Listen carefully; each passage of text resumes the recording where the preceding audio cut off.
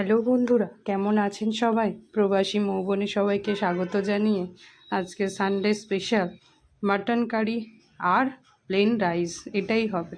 তো আমি তো সাধারণত যা রান্না করি তাই আপনাদের সাথে শেয়ার করি, সেই জন্য আজকে মাটন কারি বানাবো, সেটাই শেয়ার করলাম।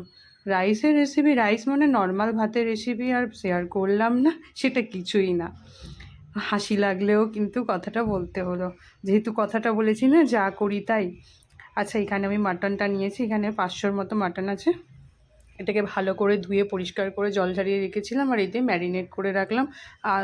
আদা, রসুন, লঙ্কা গুঁড়ো মানে কাশ্মীরি লঙ্কার গুঁড়ো, হলুদ আর গোলমরিচের গুঁড়ো দিয়ে 1 ঘন্টার জন্য ম্যারিনেট করতে দিলাম। হাতে সময় ছিল তাই দিলাম, যে যেভাবে পারবেন। আর আমি এখানে বড় বড় আলু কেটে নিয়েছি 5টার মতো, সেই আলুটাকে আমি মানে ভেজে নিলাম, নুন আর হলুদ দিয়ে ভেজে নিয়েছি।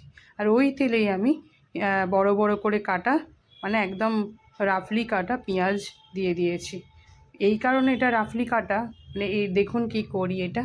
তারপর 4টে আস্ত লঙ্কা আর সায় জিরে দিয়ে দিয়েছি। দিয়ে এবার এর মধ্যে দেব চপ করে রাখা টমেটোটাও রাফলি কাটা, কারণ আমি এইগুলো ভেজে পেস্ট করব, সেই জন্য রাফলি কাটা, না হলে ছোট ছোট করে কাটতাম। তো এগুলো ভাজা ভাজা হয়ে গেছে, আর এর মধ্যে কয়েকটা কাজু বাদাম দিয়েছি। দিয়ে আমি এটাকে একটু অল্প করে নেড়ে চেড়ে নিয়ে একটা আলাদা থালায় তুলে রেখেছি, যেটা ঠান্ডা হতে দিয়েছি। ঠান্ডা হলে পেস্ট করব। তো এদিকে যে 1 ঘন্টা পরে কড়াইতে আমি গোটা গরম মশলা, তেজপাতা দিয়ে আমি মাটনটা দিয়ে কষেছিলাম। ওই মিনিট 7-10 কষেছি। কষে নিয়ে তারপর আমি প্রেশার কুকারে দেব। আমি কাঁচাও দিতে পারতাম, কিন্তু আজকে একটু অন্যভাবে বানাবো বলে এটা দিলাম। তো যাই হোক, টোটাল আমি 15 মিনিট এটাকে কষালাম। কষিয়ে দেখুন এই ভাজা ভাজা হয়ে এসেছে।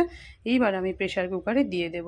এইবার প্রেশার কুকারে দেওয়াটা হচ্ছে, মাটনটা না ডিপেন্ড করে কেমন মাটন, দোকান অনুযায়ী। যে অনেক ভালো মাটন হয়, সেটা 3-4টে সিটিতেই গলে যায়, আবার অনেকগুলো সেদ্ধ হতে সময় লাগে। তো আমি যে মাটনটা দোকান থেকে নিয়ে এসেছিলাম, সেই মাটনটা আমার এরকম দেখুন, হাই হিটে আমি 1টা সিটি দিয়েছি, আর লো হিটে আমি 2টো সিটি দিয়েছি, মানে টোটাল 3টে আর কি সিটি দিয়েছি। তারপরে এই মশলা যেটা ছিল সেটাকে আমি পেস্ট করতে এখানে দিয়ে দিলাম। পেস্ট করতে দেওয়ার আগে এতে একটু এই আদা বাটা, টক দই, হলুদ গুঁড়ো আর কাশ্মীরি লঙ্কার গুঁড়ো আবার আমি দিলাম, মানে ওখানেও ব্যবহার করেছি এখানেও।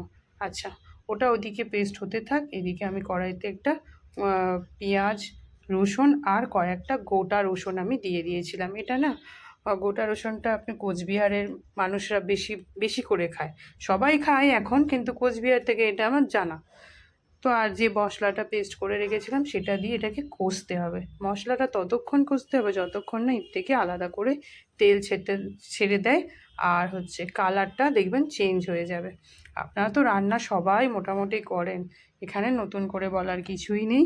খালি মশলাটা যেভাবে কষবে সেটা সবার হাতের ওপর ডিপেন্ড করে, কে কীভাবে কষাচ্ছে, এটাই। তো মশলা থেকে দেখলেন তো তেল ছাড়তে শুরু করেছে, তখন আমি প্রেশার কুকারে, ওটা ঠান্ডা হয়ে গেছিলো সিটি দেওয়াটা, মানে মাটনটা ঠান্ডা হয়ে গেছে, সিটিটা পুরো একদম লুজ হয়ে গেছে, তখন অটোমেটিক্যালি খুলেছে। তখনই কিন্তু আমি ঢাকনাটা খুলেছি। খুলে এইভাবে মাটনটাকে আবার এই মশলার মধ্যে কষাবো। কষাতে কষাতে বিশ্বাস করুন আমার হাত ব্যথা হয়ে গেছে। মানে মাটন না খেতে ভালো লাগে, কিন্তু কষাতে এতটা টাইম লাগে কি বলবো। এই ঢাকনা দিয়ে আমি অনেকক্ষণ কষিয়েছি। তো প্রায় ধরে নিন আমি আধা ঘন্টা 40 মিনিট প্রায় হয়েছে কষিয়েছি। তো কষাতে কষাতে যখন দেখছি তলাটা ধরে ধরে যাচ্ছে, মানে তখন বুঝতে হবে আর কষালে হবে না, এবার এতে একটু জল দিতে হবে। তো আমি সামান্য ওই যে মশলার বাটি ধোয়া জল, সেটাই আমি এখানে ব্যবহার করেছিলাম। এই দেখুন করলাম, করে ওতে আলুগুলো দিয়ে দিলাম, দিয়ে আবার আমি এটাকে কষাতে থাকবো। ওই ঢাকনা দিয়েই কষাতে থাকবো, কারণ ঢাকনা দিয়ে কষালে না জিনিসটা তবে সেদ্ধ হয় তাড়াতাড়ি। সেদ্ধ তো প্রেশার কুকারে অর্ধেক হয়ে গেছে, কিন্তু প্রেশার কুকারে সেদ্ধ টোটালি যদি করা যায় তাহলে তেল নুন ঝাল মনে হয় যেন ভালো করে ঢোকেনি। কাঠের উনুনে রান্নার যে স্বাদ, গ্যাসে তো আর সেই স্বাদ পাওয়া যায় না। তবুও চেষ্টা করি এইভাবে করে যাতে সেই স্বাদটা নেওয়া যায়। তো অনেকটাই দেখলাম মাটনটা সেদ্ধ হয়ে এসেছে, তাই জন্য আমি এতে আলুগুলো দিয়ে জল দিয়ে, না আলু তো অলরেডি দিয়েছিলাম, আমি জল দিয়ে দিলাম। জল দিয়ে আবার আমি ঢাকনা দিয়ে দেবো। এবার ঢাকনা দেওয়ার আগে না একটা মশলা, আমি স্পেশাল মশলা প্রায় বেশিরভাগ রান্নাতে দিই, সেটা আমি ডেসক্রিপশানে দিয়ে দেবো।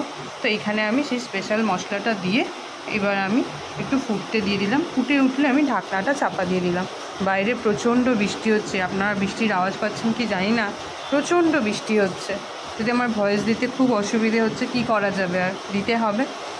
তো অনেকক্ষণ অপেক্ষা করার পরেই দিলাম। দেখুন মটনটা এবার সেদ্ধ হয়ে গেছে।